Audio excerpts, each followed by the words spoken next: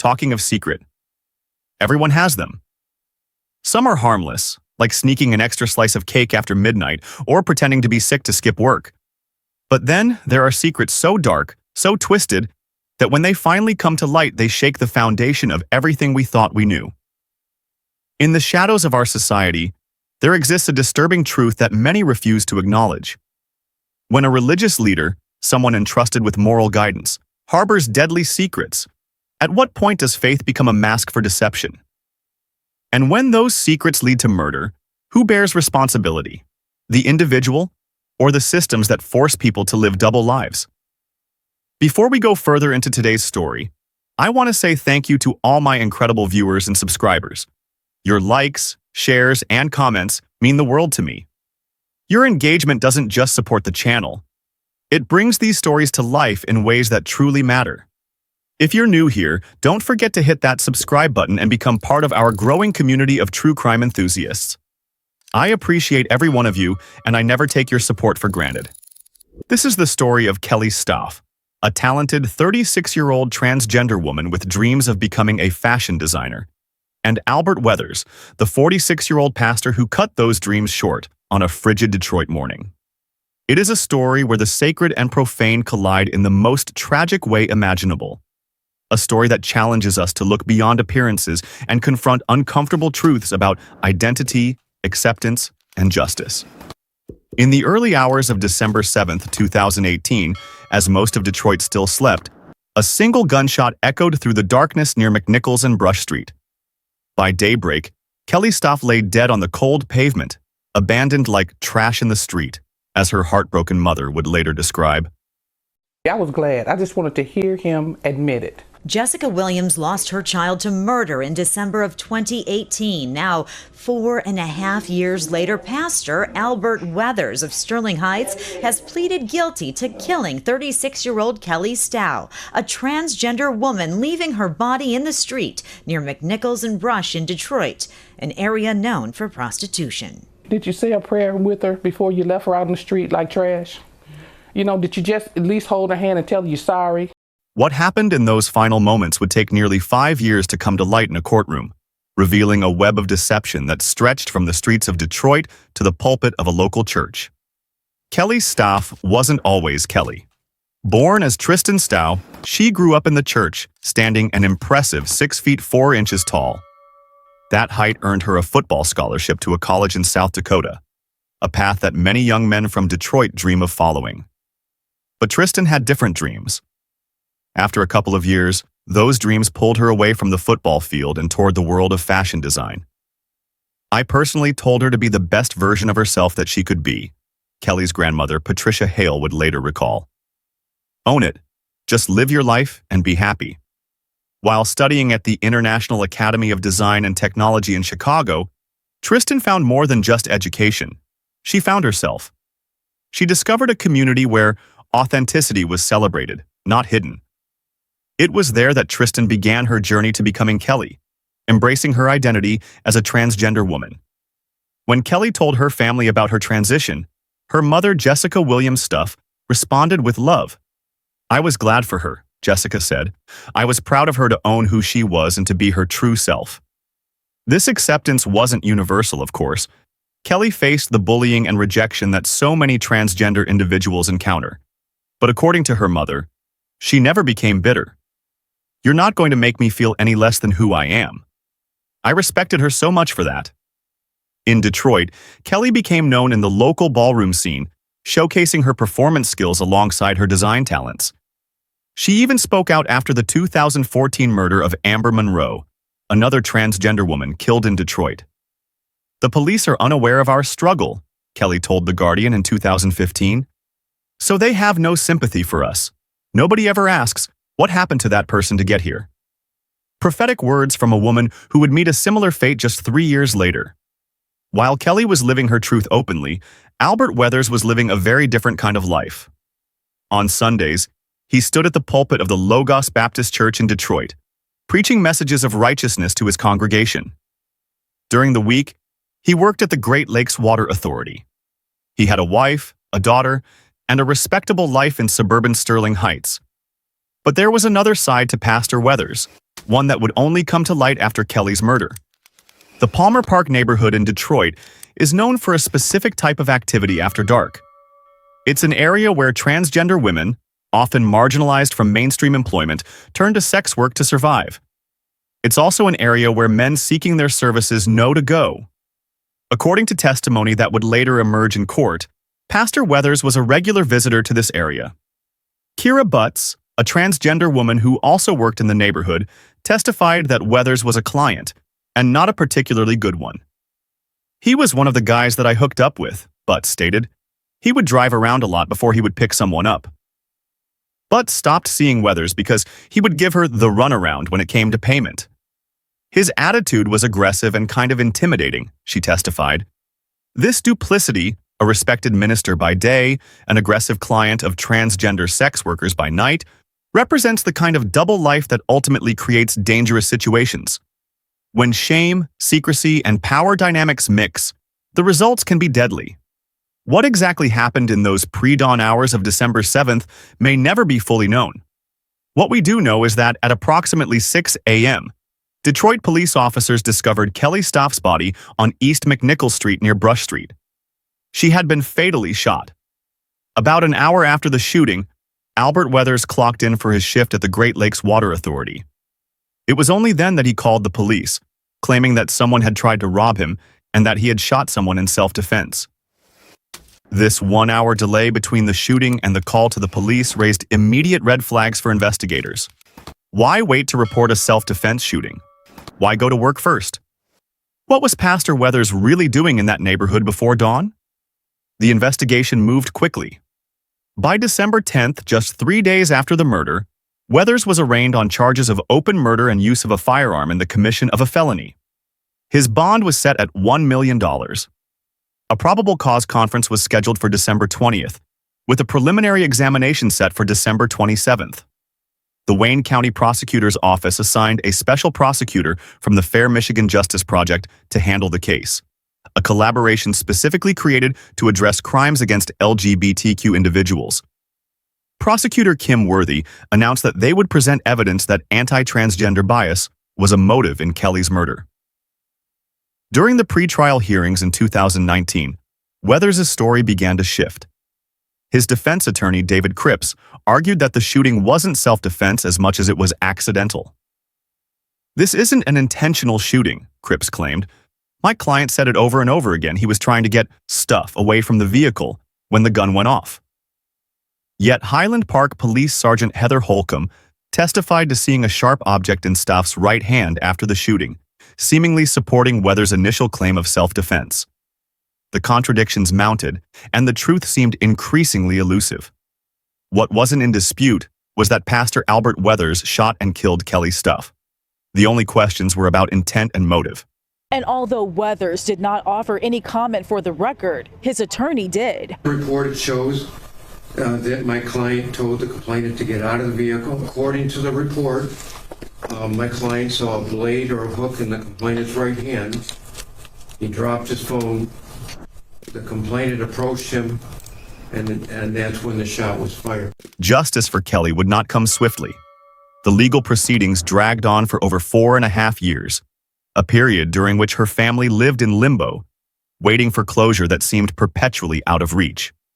Finally, on July 27, 2023, Albert Weathers pleaded guilty to second-degree murder and felony firearm charges. The plea agreement called for 8 years in prison for the murder charge and 2 years for the felony firearm charge.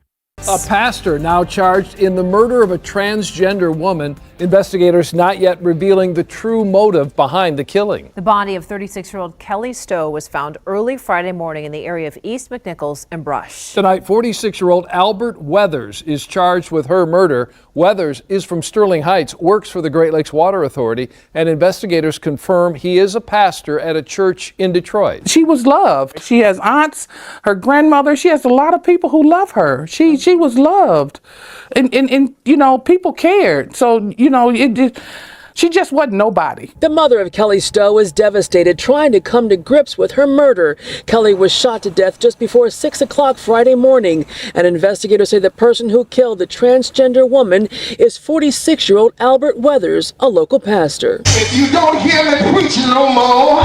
Pastor Weathers is now charged with open murder and the use of a firearm in the commission of a felony. At his home in Sterling Heights, a woman who answered the door would only say they have no comment. Kelly Stough was shot to death in the area of East McNichols and Brush in Detroit, and a source close to the investigation says there was a witness and that Albert Weathers only called police an hour after the shooting and after he clocked into work at the Great Lakes Water Authority. Questions that are expected to be answered at the preliminary examination include the motive for allegedly murdering Kelly, who aspired to be a fashion designer and buyer. I raised her to respect people, to love people, just as she was brought up in the church. Everybody don't judge. Everybody's different. And it's okay. The case is being handled by a special prosecutor with the Fair Michigan Justice Project, which assists police and prosecutors in solving serious crimes against lesbians, gays, bisexuals, and transgender persons. Jaleesa Abad is with Fair Michigan, and like Kelly Stough was, she's an advocate for those in the LGBTQ community, especially trans women of color. So though work has to be done, we are doing the work, and I just want to emphasize to my community that to continue to do this work, I need them to continue to come forward and report these crimes. Even with her being bullied as a kid and with that and everything else, you know, she still wasn't bitter. It's Judgment Day for Albert Weathers, a former pastor who pleaded guilty to murdering a transgender woman, Kelly Stough, in December of 2018. Is there anything you'd like to say before I sentence you?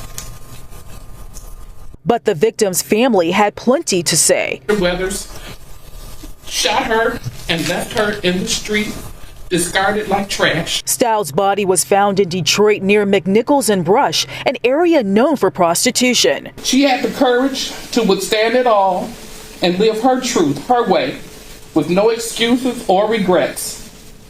Unlike yourself, Weathers, you murdered my child to try and hide your shame and fear of who you really are. The prosecuting attorney also spoke out. Even though he has pled guilty to this offense, I still do not believe, based on the pre-sentence report and based on what I have listened to in the jail calls, that the defendant fully understands what he did on that morning. Despite her pain, the victim's grandmother offered prayers to Weathers. But I pray God's blessing on you. You know the word. You know what you've done. Ask forgiveness, and I hope it comes. The judge offered condolences to the family, and then Weathers was sentenced, according to the plea agreement. For your conviction on count 1, second-degree murder, to 8 to 16 years. For your conviction on count 2, felony firearm, court will sentence you to 2 years. Weathers, who was emotionless throughout, was then provided instructions after he learned his fate. The defendant is ordered to appear Tuesday, October 10th at 9 a.m. in courtroom 401 to turn himself in to begin his sentence. For Kelly's mother, the plea brought a measure of relief. I was glad, Jessica Williams said.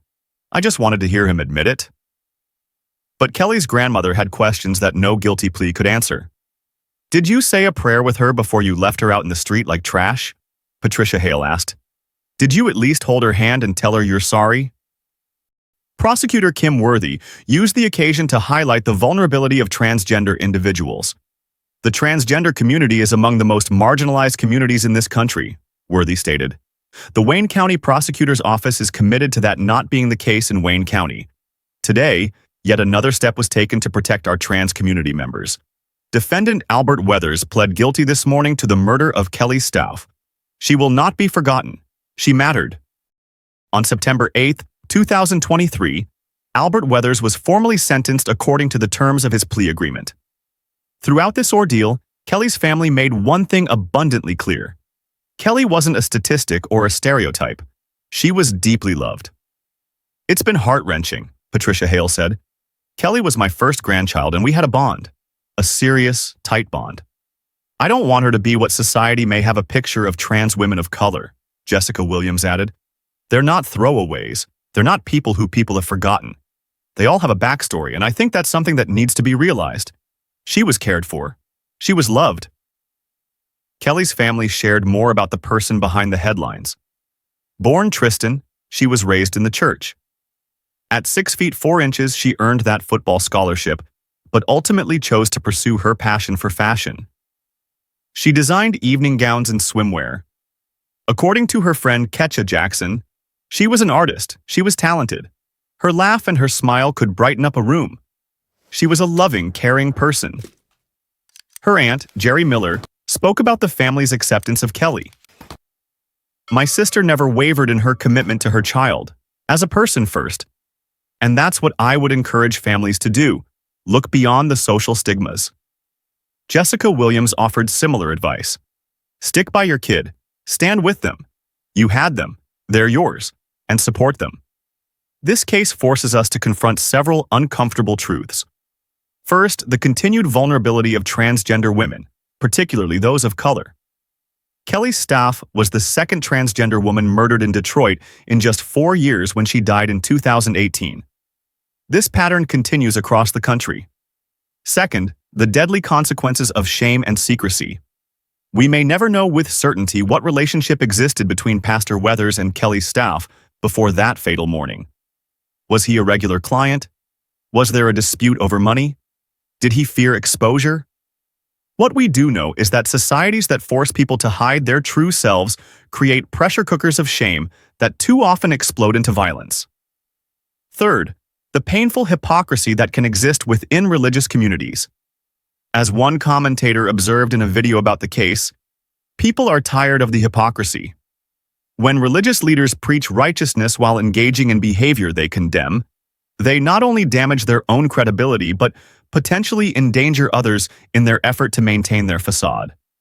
The tragedy of Kelly Stough's murder resonates beyond the specifics of this one case.